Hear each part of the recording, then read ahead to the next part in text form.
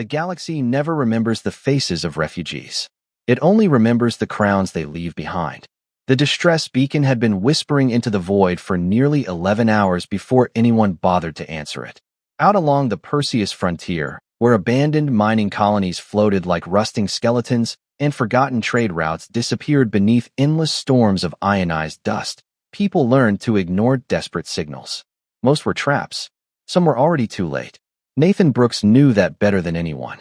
The maintenance shuttle rattled beneath his boots as another wave of charged particles scraped across the reinforced hull with a dry metallic hiss. Warning lights flickered amber above the cockpit, painting the cramped cabin in pulses of tired color. His coffee had gone cold an hour ago. His paycheck had disappeared 3 days after it arrived. And the station's heating grid still needed repairs before another freezing cycle rolled across the sector. None of those problems explained why he had turned his shuttle toward a beacon that every navigation computer insisted should not exist. One quick look, Nathan muttered, adjusting the manual thrusters. Then back to work. Outside the windshield, the storm slowly peeled apart, revealing a field of drifting wreckage suspended against the blackness of space. Pieces of shattered transport vessels rotated silently among frozen clouds of crystalline debris. In the center floated a single emergency escape pod. It was remarkably intact. Almost too intact. Nathan frowned. No pirate markings. No military insignia. No registry code. Just smooth silver alloy covered in soot and tiny fractures from atmospheric entry. His scanner struggled to identify its origin before finally giving up with a soft electronic chime. Unknown manufacturer. That was new. He eased the shuttle closer until magnetic clamps locked onto the pod with a heavy thud that echoed through the cabin. The hatch refused every standard override. Only after connecting external emergency power did ancient hydraulic locks groan awake. A thin stream of cold air escaped first, carrying the faint scent of ozone and something floral that reminded Nathan of rain on spring grass back on Earth. Then he saw her. A young alien woman lay curled inside the narrow chamber beneath a silver thermal blanket. Her skin shimmered with a pale blue hue that almost reflected the emergency lights. Long strands of white hair floated weightlessly around her face. She looked exhausted rather than injured, as though sleep had become a luxury she could no longer afford. There were no weapons, no luggage, no identification chip. Around one wrist rested a simple metallic bracelet, cracked neatly through the center as if someone had intentionally broken it before sealing the pod. Nathan had worked enough salvage contracts to recognize expensive craftsmanship. Whatever that bracelet once represented, someone had wanted it erased. Her breathing was shallow but steady. As he reached toward the medical scanner clipped to his belt, golden eyes suddenly opened. They locked onto him instantly. Not frightened, not relieved, calculating. For one long heartbeat, neither of them spoke. Then her voice emerged, barely louder than the ventilation fans. "Please," she whispered, every word trembling with exhaustion rather than fear. "Don't send me back." Nathan stood perfectly still. People lied for money. They lied to escape prison. They lied to survive wars they never started. But there was something strangely honest about the way she said those 5 words. No dramatic story. No explanation. Just a plea. Somewhere outside, another wave of charged particles struck the shuttle, making the hull groan like an old ship against winter ice. Nathan glanced toward the empty stars beyond the viewport before looking back into those tired golden eyes. Whoever she was, wherever she had come from, the frontier had already decided she was someone else's problem. Nathan quietly reached for the spare thermal jacket hanging beside the hatch and draped it over her shoulders. "You're safe for now," he said simply. "We'll figure out the rest after we get somewhere warm." For the first time since opening the escape pod, the young woman closed her eyes again. Not because she trusted him completely, but because, for the first time in what felt like forever, she believed she might finally be allowed to rest. The maintenance station clung to the side of a forgotten asteroid like an old barn weathering one storm too many.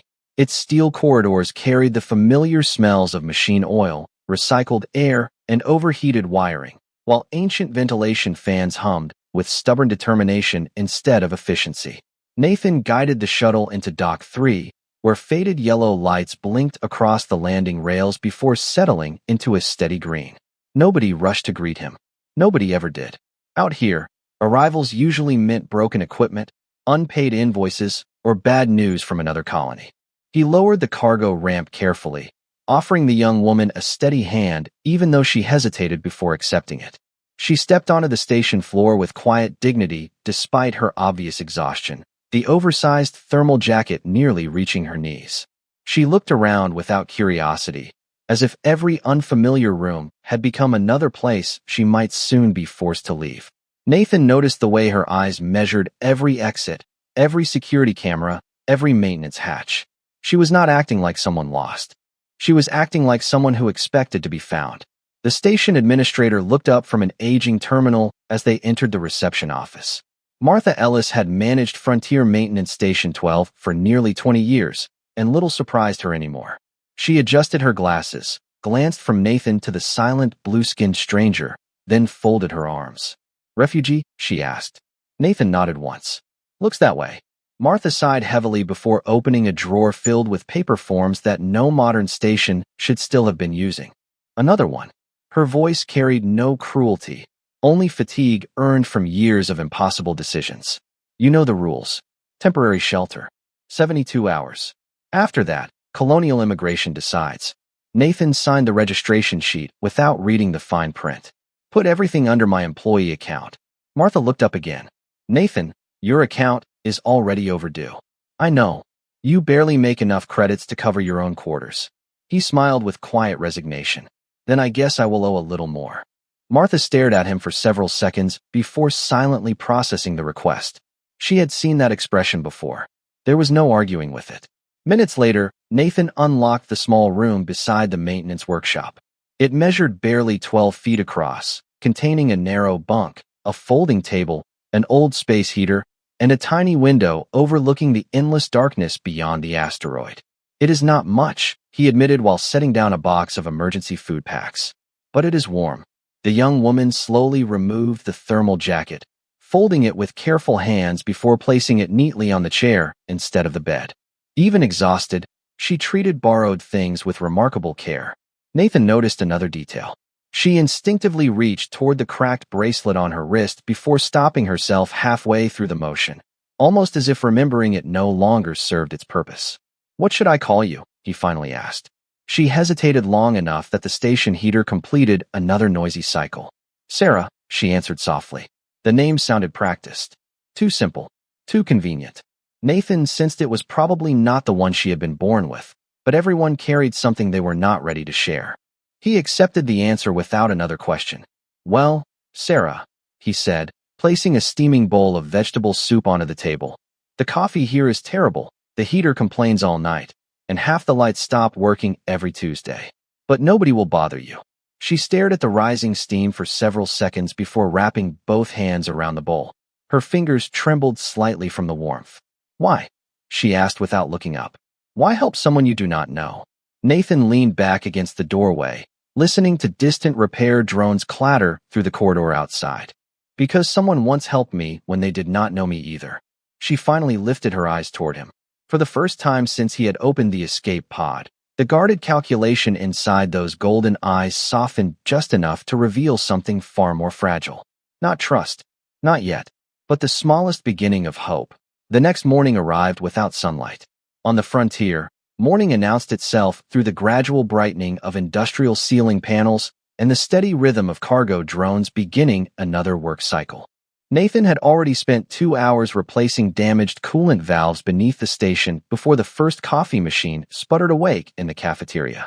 By the time he returned to the small guest quarters carrying a paper bag filled with fresh bread and fruit from the weekly supply shipment, the room was empty. For a brief moment, his stomach tightened. Then he heard the faint sound of metal tools clicking somewhere nearby. He followed the noise into the maintenance workshop and stopped at the doorway. Sarah stood quietly beside an open environmental regulator, studying its exposed circuitry with remarkable focus. She had not touched a single component. Instead, she simply observed, her golden eyes moving across the tangled wiring as though reading a language invisible to everyone else. One of the older mechanics struggled with a calibration screen that refused to stabilize. The display flashed warning symbols every few seconds before resetting itself again. Sarah spoke so softly that Nathan almost missed it. "The third capacitor is overheating because the cooling relay is delayed by 0.3 seconds. The mechanic frowned without looking up. Lady, this machine is older than both of us combined. She lowered her eyes immediately. I am sorry. Nathan walked over, removed the outer service panel, and checked the thermal readings. A few seconds later, he found the faulty relay exactly where she had indicated. The repair took less than 5 minutes. The warning lights disappeared. The mechanic scratched his gray beard in disbelief. Lucky guess, he muttered before returning to work. Nathan glanced toward Sarah, but she had already stepped away, pretending to admire a rack of spare filters. Later that afternoon, while replacing damaged insulation along Corridor 4, Nathan found her sitting alone beside the observation window overlooking the frozen asteroid field. She watched silent rocks drift through endless darkness as if searching for something among them. He handed her one of the apples from his lunch bag. She accepted it carefully, turning the fruit in her hands before taking a small bite. We did not have many trees where I grew up, she said quietly. Nathan smiled. I used to climb them every summer. That sounds peaceful. It was. She stared at the apple for another moment. Do you ever miss Earth? Nathan rested against the window frame, watching distant mining lights blink like lonely stars. Every day. Then why stay here? He shrugged. Somebody has to keep old stations running. People out here deserve warm homes too. She looked at him with an expression he could not quite understand. Almost admiration. Almost confusion. Your people think differently, she whispered. Before Nathan could answer, every monitor throughout the station suddenly interrupted their programming. Emergency transmission detected. Civilian advisory. A calm mechanical voice echoed through every corridor. Attention, all Frontier installations. Colonial Security requests immediate reporting of any unidentified female refugee, matching updated biometric estimates. Subject may possess advanced technical knowledge. Exercise caution. A substantial financial reward has been authorized for verified information. A rotating holographic silhouette appeared above the cafeteria entrance. It revealed only a generic outline without facial features, but the estimated height and body proportions were close enough to draw immediate attention. Conversation stopped. Workers exchanged curious glances. Someone quietly remarked that the reward alone could buy an entire transport ship. Nathan looked toward Sarah. Her face remained perfectly still, yet the fingers holding the apple tightened ever so slightly. She lowered her eyes before anyone else could notice. Nathan studied the anonymous hologram once more before shaking his head. They always exaggerate these alerts, he said with a dismissive laugh. Half the time they are looking for smugglers or politicians trying to disappear. Sarah forced a faint smile, but it never reached her eyes. As the announcement ended and normal station life slowly resumed, she stared through the observation window once again.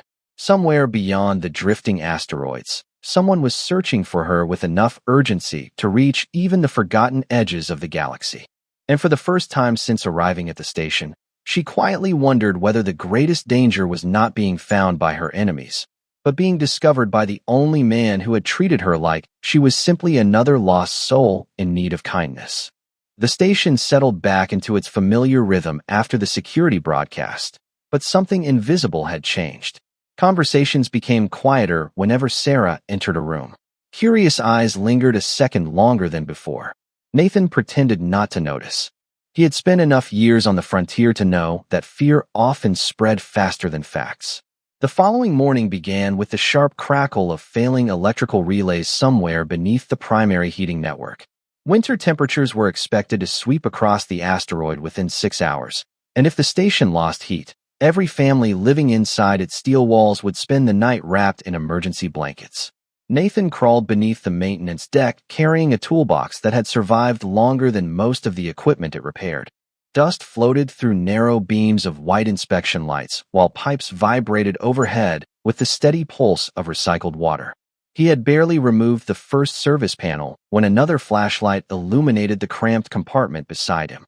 Sarah knelt quietly on the cold metal floor, holding the light without saying a word. Nathan looked up in surprise. You do not have to help. She gave a small shrug. I know. He smiled before returning to the tangled wiring. They worked together in comfortable silence.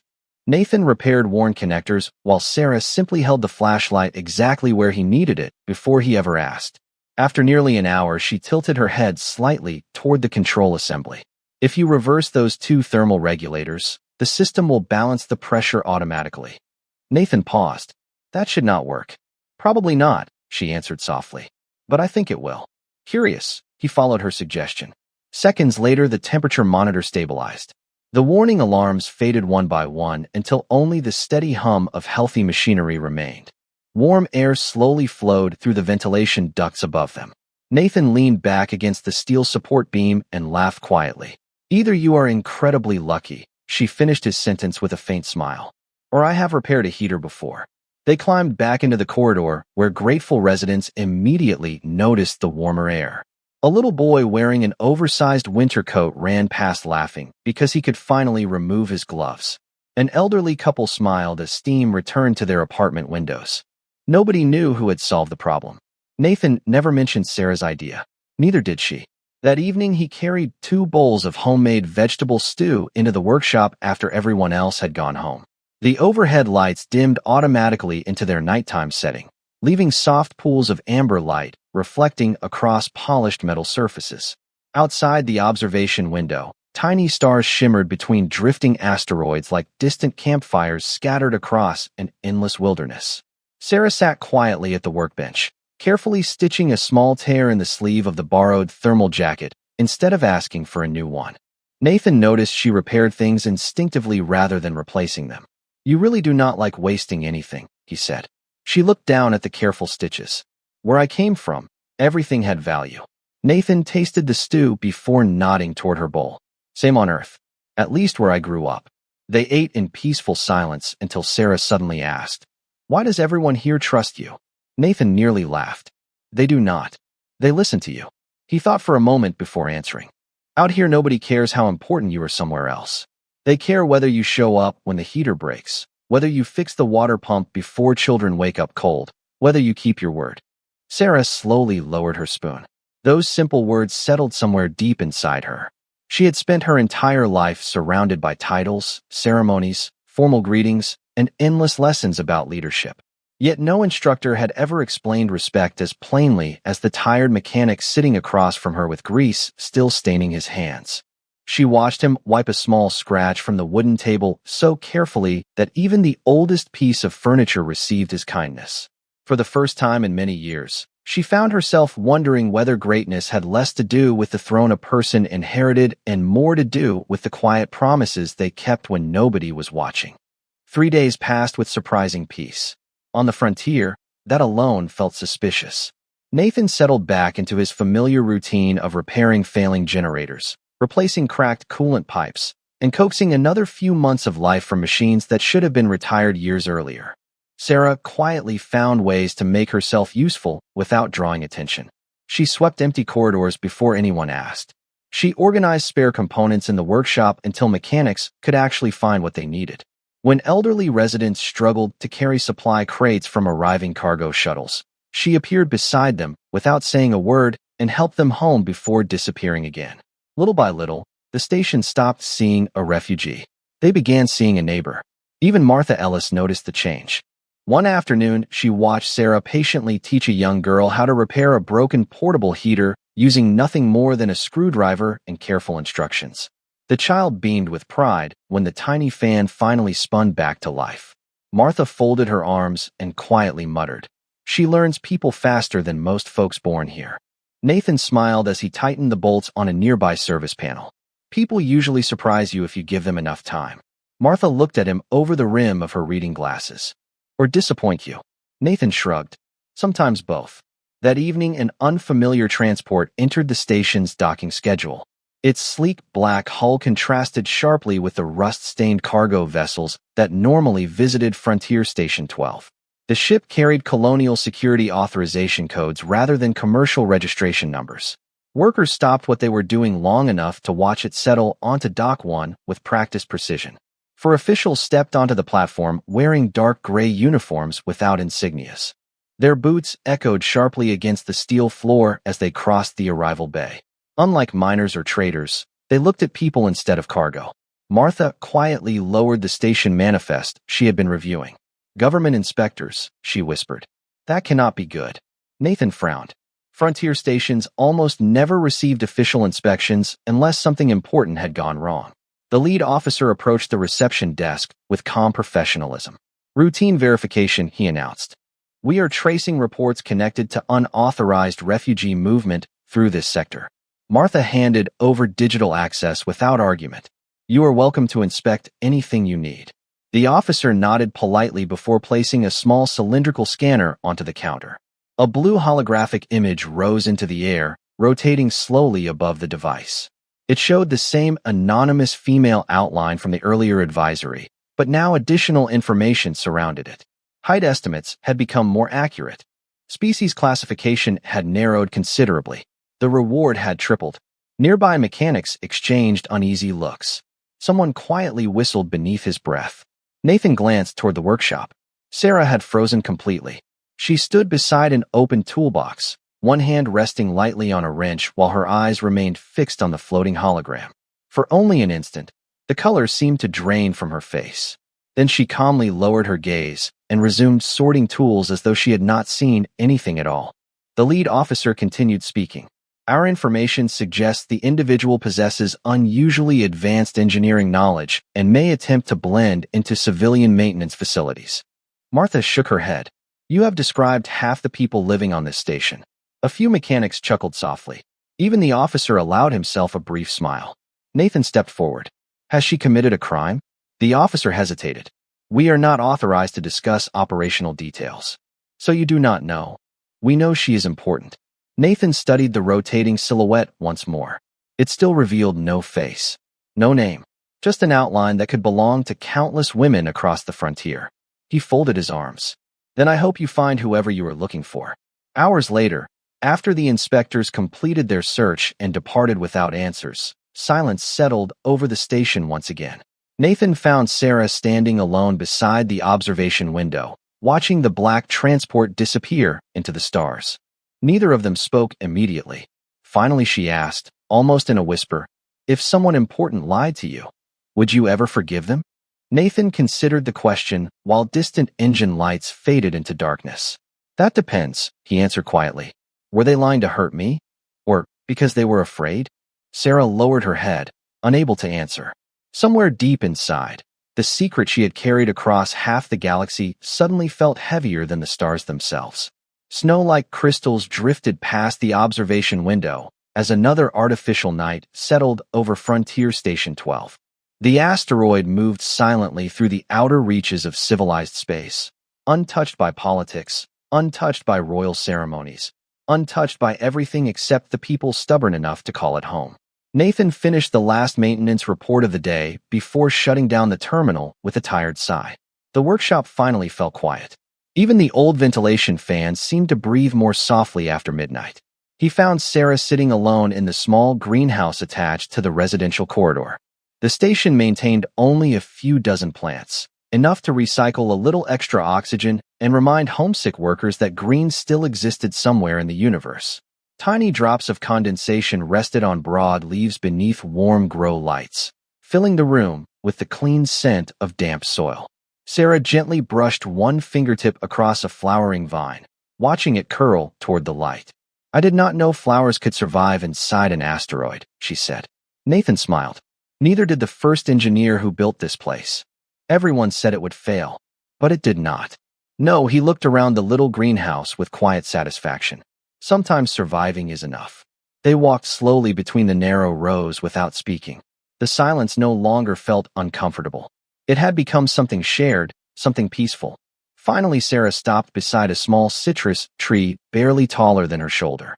Back home, she whispered, people never touched growing things with their bare hands. Nathan looked surprised. Why not? They belonged to the palace gardens. She caught herself immediately, her eyes widening almost imperceptibly. I mean public gardens. Nathan noticed the mistake, but he only reached forward and picked a tiny yellow leaf from the tree before handing it to her. Plants do not care who owns the ground. She stared at the fragile leaf resting in her palm. Humans have very unusual ideas. Probably. He laughed quietly. We also argue about pizza toppings, so maybe do not judge us too harshly. For the first time since arriving at the station, Sarah laughed without restraint. It was soft, genuine, and surprisingly bright against the quiet hum of life support systems. The sound echoed gently through the greenhouse before fading away. Nathan found himself smiling simply because she was smiling. Neither of them noticed Martha standing briefly outside the glass door before quietly walking away with an understanding expression. The next morning, however, the peaceful rhythm fractured. Nathan arrived at the workshop to find every terminal displaying an updated colonial security notice. New search parameters had been issued overnight. The anonymous refugee was now classified as an individual requiring immediate protective custody rather than simple identification. The wording had changed, but the urgency had doubled. More troubling was the final instruction scrolling across every screen. Frontier maintenance stations were now required to transmit complete biometric scans of every unidentified resident within 24 hours. Nathan read the notice twice before looking toward the guest quarters. His expression slowly hardened. Martha stepped beside him carrying her morning coffee. "You know what that means." He nodded. "They will scan everyone, including your guest." Neither of them spoke for several seconds. Finally, Martha asked the question Nathan had already been asking himself. "If she really is the one they are looking for, what are you going to do?" Nathan stared through the workshop window where Sarah was quietly helping an elderly mechanic organize replacement filters, completely unaware that the new directive had already reached the station network. She thanked the old man when he offered her a wrench, as though simple kindness still surprised her every single time. Nathan remembered the frightened voice inside the escape pod. "Please do not send me back." He remembered her repairing heaters without asking for credit, carrying groceries for neighbors, teaching children how to fix broken tools, and treating every borrowed object as though it deserved respect. None of those memories resembled someone dangerous. He exhaled slowly before answering. "Until I know the truth, nobody is taking her anywhere." Martha studied his face for a long moment before quietly nodding. "Then I hope," she said softly, "the truth is kind to both of you." The biometric scanners arrived just after sunrise aboard an unmanned supply drone. Each unit was no larger than a toolbox, wrapped in sterile white casing with the colonial security seal glowing across its surface. The instructions were simple. Every unidentified resident would complete a scan before midnight. Compliance was mandatory. Nathan watched station workers carry the devices into the administration office while an uncomfortable silence settled over the corridors. Nobody complained. Life on the frontier had taught people that arguing with regulations rarely changed them. Sarah stood beside the observation window again, her reflection barely visible against the endless field of drifting stars. She had already read the announcement. Nathan could tell by the way her shoulders remained perfectly still, almost unnaturally calm. "You knew this day would come," he said quietly. She nodded without turning around. "Yes." "Then why stay?" Her answer came after a long pause. "Because I wanted to know what one normal week felt like." Nathan frowned slightly. "Normal?" She smiled sadly. "Fixing heaters, drinking terrible coffee, watching children laugh over broken machines they repaired themselves, waking up without wondering who would betray me before dinner." Nathan looked at her carefully. Those were not the words of someone hiding from justice. They sounded like someone hiding from loneliness. Before he could respond, every light inside the station dimmed for half a second. Emergency priority communication. The overhead speakers activated with a tone no one had heard before. "Attention Frontier Station 12. An unidentified armed vessel has entered restricted orbital distance. Please remain calm while verification protocols are completed." Workers stopped moving. Mechanics lowered their tools. Parents instinctively gathered children closer. Through the observation windows, a massive silver starship emerged from behind the asteroid, its polished hull reflecting pale blue light across the station. It moved with absolute confidence, neither threatening nor hesitant. Nathan had repaired ships his entire career, but he had never seen engineering like this. The vessel looked less like something built and more like something grown from light itself. Sarah quietly closed her eyes. "They found me." Nathan turned toward her. "Who?" She did not answer immediately. Instead, she slowly reached beneath the collar of the borrowed thermal jacket and removed a thin silver chain hidden beneath the fabric. At its center hung the other half of the broken bracelet Nathan had first noticed inside the escape pod. She held it gently between her fingers. The fractured metal suddenly emitted a soft golden glow. Across the station, every communication screen flickered at the exact same moment. The anonymous refugee silhouette vanished. In its place appeared a royal crest formed from intertwined stars surrounding a single rising sun. Beneath it, elegant letters filled every display. Imperial priority. Locate Crown Princess Soraya Vaylor. Ensure her safe return. Nathan stared at the screen before slowly looking back toward the woman he had known only as Sarah. She opened her eyes, and, for the first time since they had met, there was no hesitation left inside them. "My name," she whispered, her voice almost breaking, "is Soraya Vaylor." The words settled into the room with astonishing weight. "I am the daughter of Emperor Alaric Vaylor." Nathan felt every conversation they had shared replay inside his mind. The borrowed jacket, the repaired heater, the careful way she folded blankets, the palace gardens she almost mentioned, the engineering knowledge no ordinary refugee should possess. Every scattered piece suddenly fit together with painful clarity. He did not speak. He simply looked at her, trying to reconcile the quiet woman who had laughed about pizza in the greenhouse with the title now glowing across every screen in the station. Soraya lowered her head. "I never wanted to deceive you." Her hands trembled around the broken bracelet. "I only wanted one place where nobody bowed, where nobody expected perfection, where someone would speak to me before speaking to my title." Outside, the silver flagship drifted silently above the asteroid without firing a single warning shot or issuing a single demand. It simply waited. Nathan finally found his voice. "You trusted me with your life." Soraya looked up, tears shimmering in her golden eyes. "No," she answered softly. "I trusted you with the only part of me that was never allowed to exist." The station did not erupt into panic. It fell into silence. Mechanics stood motionless with wrenches still in their hands. Children who had been chasing each other through the residential corridor quietly stopped running. Even the old ventilation system seemed to soften its endless hum, as though the entire asteroid understood that history had just stepped through its doors. Nathan looked from the royal crest glowing above every terminal back to Soraya. Nothing about her appearance had changed.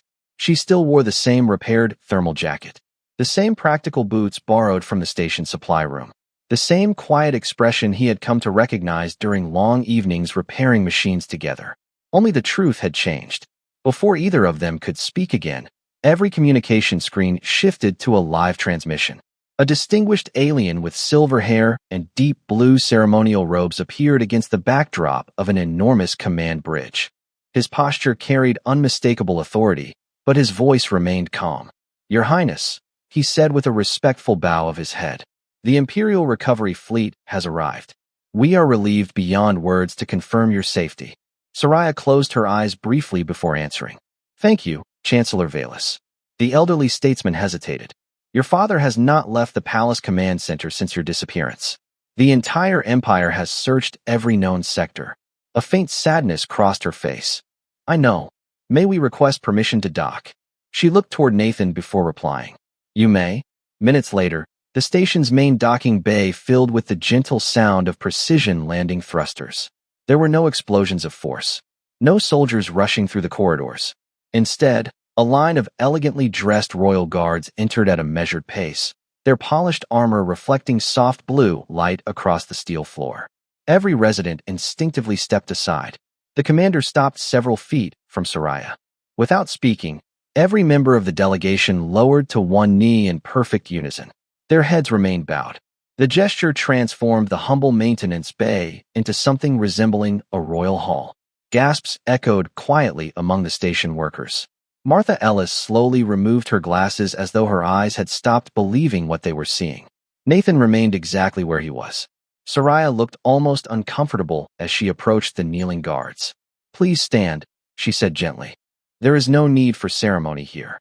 The commander rose but kept his eyes lowered. "Forgive us, Your Highness. Protocol requires that we honor the crown wherever she stands." Soraya glanced around the workshop filled with old tools, patched machinery, and worn concrete floors. A faint smile touched her lips.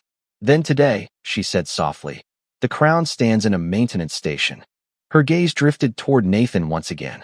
The commander finally noticed him. "Is this the human who sheltered Your Highness?" Soraya answered without hesitation. "Yes." The commander turned toward Nathan with visible curiosity. "You were informed that colonial security was searching for her." Nathan nodded once. "I was. Yet you chose not to surrender her." Nathan folded his arms comfortably. I chose not to hand over someone before I knew why they were being hunted. The commander studied him for several quiet seconds before giving a slow nod of respect. That answer explains much. Another guard stepped forward carrying a polished wooden case decorated with the imperial crest. By order of Emperor Alaric Valor, every individual who contributed to the safety of the crown princess is to receive the Empire's highest civilian honor. Nathan looked at the ornate case, then back toward the familiar workshop around him. Grease stains still covered his sleeves. A wrench remained tucked into his belt. Nothing about him resembled the heroes celebrated in official ceremonies. Soraya noticed his uncertainty and walked over until they stood only a few feet apart. "You once told me," she said quietly, "that respect is earned by showing up when the heater breaks." Nathan smiled faintly. "I remember." Her golden eyes shimmered with gratitude. Today an empire came to understand what those words truly mean. Around them, the royal delegation stood silently, but the people of Frontier Station 12 smiled with quiet pride. To them, Nathan Brooks was still the same mechanic who fixed leaking pipes before breakfast and carried groceries for elderly neighbors after work. The only difference was that now the rest of the galaxy had finally arrived to witness the kind of man they had known all along. The Imperial Honors ceremony lasted less than 15 minutes. Nathan accepted the polished wooden case with quiet gratitude before placing it on the corner of his old workbench beside a stained maintenance manual and a pair of worn work gloves. To everyone else's surprise, that seemed like exactly where it belonged. The royal delegation prepared for departure with practiced precision, while docking crews quietly cleared the landing bay. No one rushed Soraya. For the first time in many weeks, every minute of her life belonged entirely to her. She spent those precious moments walking slowly through the station one last time. She thanked the elderly mechanic who had once dismissed her advice before admitting she had saved the heating network. She hugged the little girl who proudly announced she had repaired another portable heater all by herself. Martha Ellis accepted a respectful embrace before pretending she had something in her eye that required immediate attention. Finally, Soraya stopped outside the small greenhouse where everything had begun to change. Nathan was already there, trimming yellow leaves from the little citrus tree. "You are leaving without saying goodbye to the plants?" he asked with a gentle smile. She laughed softly. "I was hoping they would forgive me." Nathan clipped another small branch before handing her a fresh green leaf. "Take this one instead. It means the tree is still growing." She accepted it as carefully as though he had handed her a priceless jewel. Back home, they preserve flowers inside crystal. Nathan shrugged. "On Earth, we usually press leaves inside old books." She looked down at the tiny leaf resting in her hand. "I think I like the Earth way better." Outside the greenhouse, the royal flagship signaled that departure preparations were complete. Soraya knew she could delay no longer. Together they walked toward Dock 1 without speaking. Some silences deserved to remain undisturbed. When they reached the boarding ramp, the commander respectfully stepped aside, allowing the princess one final private moment. Soraya turned toward Nathan. "There is something I never thank you for." Nathan looked genuinely confused. "I thought you thanked me several times already." She slowly shook her head. "Not for giving me shelter." Her golden eyes glistened beneath the soft docking lights. "For letting me be ordinary." Nathan looked at the familiar thermal jacket she still wore over elegant royal clothing that had been brought aboard by her attendants. Somehow, both suited her perfectly. "You were never ordinary," he answered. "You just wanted the chance to prove you could be." She smiled through quiet emotion. "And you never treated me like a princess. I treated you like someone who needed a warm place to sleep and terrible coffee." She laughed again, and several nearby guards could not hide their own smiles. Then something unexpected happened. Before boarding the flagship, Soraya removed the repaired thermal jacket from her shoulders and carefully folded it the same way she had folded it on her first night at the station. She placed it gently on Nathan's workbench. "Someone else will need it one day," she said. "Promise me you will lend it again." Nathan nodded. "I promise." She then reached into a small pocket and placed the tiny green leaf inside the cracked silver bracelet she had carried across the galaxy. "And I will keep this," she whispered, "to remind myself where I learned what a ruler should become." Without another word, she stepped aboard the waiting shuttle. The boarding ramp slowly lifted. Moments later, the silver flagship rose from the docking bay with silent grace, joining the immense Imperial fleet waiting beyond the asteroid. One by one, Hundreds of ships powered down their brilliant tactical lights until only gentle navigation beacons remained, transforming the dark sky into something that resembled a peaceful field of stars instead of an armada.